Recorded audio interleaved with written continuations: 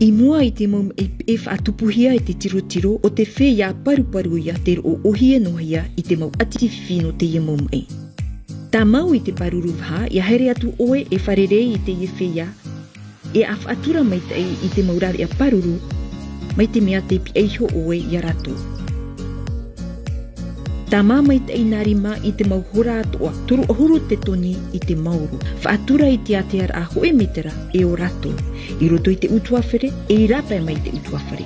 Ma iti te mau wahai puwai vai, a tā mā pinipini I te mau wahai e amui ai te utuawhere. Whaatupu I te mau wharereir a fufa, ai tai rapi a e atu. Whaaiti te mau tere na rapa, hi ora a haere I te wharetoa no rato. Te orara oi pi e shoi te whea pariparu, e mea fufa ai a hapi I te ia mau ravi a paruru. Bonsoir à tous, merci de nous rejoindre sur TNTV, la première chaîne du Fénois, pour un nouvel épisode du JT Vert, votre émission consacrée à la protection de l'environnement et au développement durable. Très heureux de vous retrouver pour ce nouvel épisode. Nous n'en avons pas fini avec cette pandémie, alors respectez bien les consignes données par les autorités du Fénois et surtout faites attention à vous et à tous ceux que vous aimez. A tout de suite, juste après le générique pour faire le bilan du Congrès mondial de la nature.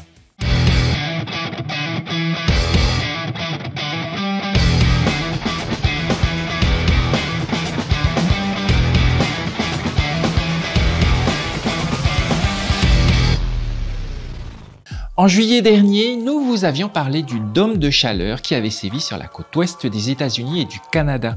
Des records de chaleur ont ainsi été enregistrés dans la région, provoquant plus de 150 départs de feu et au moins 700 morts liés à la canicule. Près de la ville de Vancouver, des scientifiques ont retrouvé sur les plages des milliards de mollusques morts, littéralement cuits sur place par les températures infernales.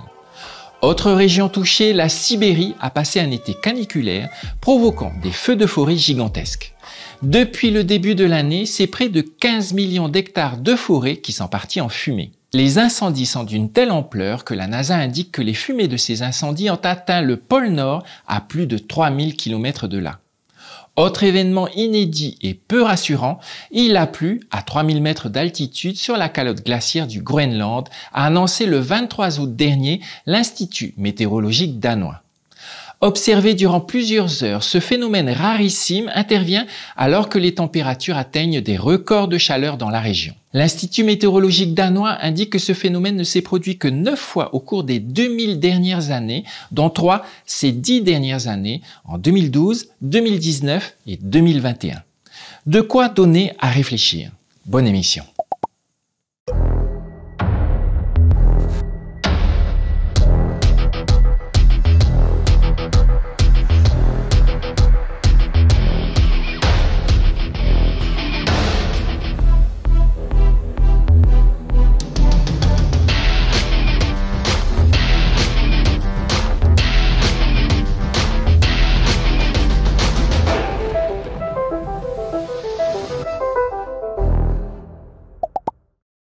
Le Congrès mondial de la nature de l'IUCN, l'Union internationale pour la conservation de la nature, s'est tenu du 3 au 11 septembre dernier à Marseille, en France. Figurant parmi les plus puissantes ONG environnementales du monde, l'IUCN affiche son objectif d'influencer, d'encourager et d'assister les sociétés du monde entier dans la conservation de l'intégrité et de la biodiversité de la nature, ainsi que de s'assurer que l'utilisation des ressources naturelles est faite de façon équitable et durable. Son événement organisé tous les 4 ans fait office de véritable sommet informel de la biodiversité. Quel bilan après des jours de rencontres? L'IUCN et la France, respectivement l'organisateur et le pays hôte, se sont déclarés satisfaits de l'issue du congrès. Ils se sont ainsi félicités des contributions substantielles et significatives de la reprise post-pandémie et de la crise biodiversité-climat auxquelles les membres et partenaires de l'IUCN se sont engagés dans le manifeste de Marseille, le document qui fait le bilan de l'événement. De leur côté, les associations de protection de l'environnement se réjouissent des avancées positives décidées à l'occasion du congrès, comme par exemple la reconnaissance des droits des peuples autochtones, la réduction des impacts de l'industrie minière, la restauration des forêts primaires ou encore la protection de l'Amazonie. Mais c'est au niveau politique que le bas blesse.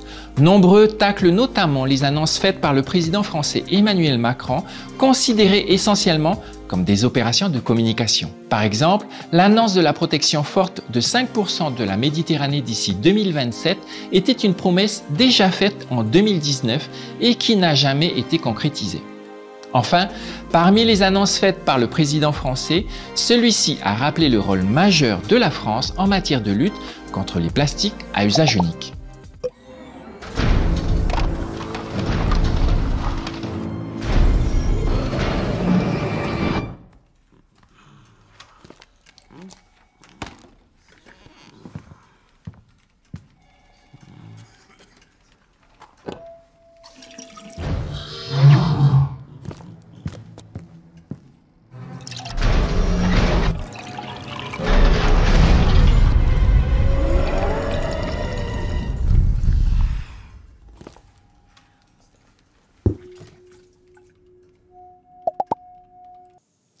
Et chaque semaine, justement, je vous propose un décompte vers la fin des sacs plastiques au Fénois. Souvenez-vous des sacs de course à 100 francs. Lancés comme alternative aux sacs de course à usage unique, ils ont très vite été adoptés par le grand public. Réutilisables, ils pouvaient être échangés gratuitement dans les magasins en cas de besoin. Mais combien de sacs à 100 francs avez-vous échangé durant l'opération?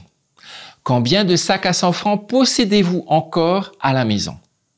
Même s'ils ont permis de réduire considérablement notre consommation de sacs de caisse en plastique léger, ils ont très souvent été détournés de leur usage premier et le taux de leur renouvellement est resté très faible.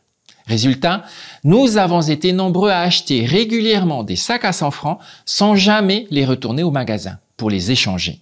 Aujourd'hui, les commerçants proposent de nouveaux sacs de caisse, toujours en plastique, mais cette fois-ci beaucoup plus épais et bien sûr beaucoup plus chers. À partir du 1er janvier 2022, il faudra faire autrement. Dans notre série Zoom sur, je vous propose de revenir sur le traitement des déchets dangereux du Fénois.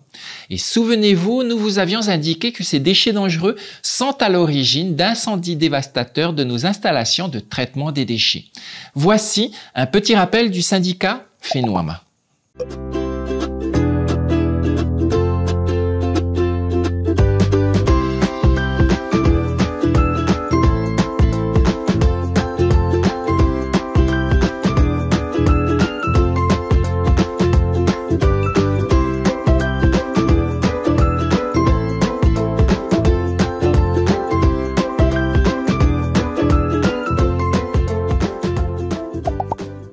Et pour terminer notre JT Vert, je vous propose de regarder cette publicité qui nous montre un monde idéal où l'humanité et sa technologie semblent vivre en harmonie avec la nature. Dear Alice, this place is yours now. It's a handful, but look after it and it'll feed you forever. And remember, a business is only as good as its people, so treat them well. Our job is to plant seeds so our grandkids get to enjoy the fruit. Because how we eat today feeds tomorrow. Même si l'humanité est bien loin du compte, ce sont de très belles images et c'est notre coup de cœur de la semaine. Voilà les amis, le JT Vert est maintenant terminé. Nous espérons que vous avez passé un bon moment avec nous. Vous pourrez retrouver notre émission sur le replay de TNTV ainsi que sur les réseaux sociaux du JT Vert. Faites attention à vous et à tous ceux que vous aimez et restez prudents. On se donne rendez-vous dimanche prochain. Même heure, même chaîne. Au revoir.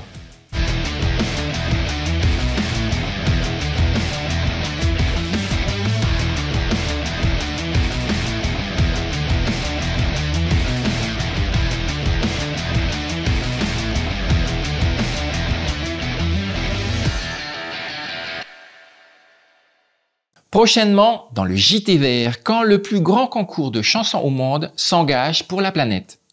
Dimanche prochain, nous vous parlons du concours Eurovision de la chanson. C'est dimanche prochain dans le JT Vert.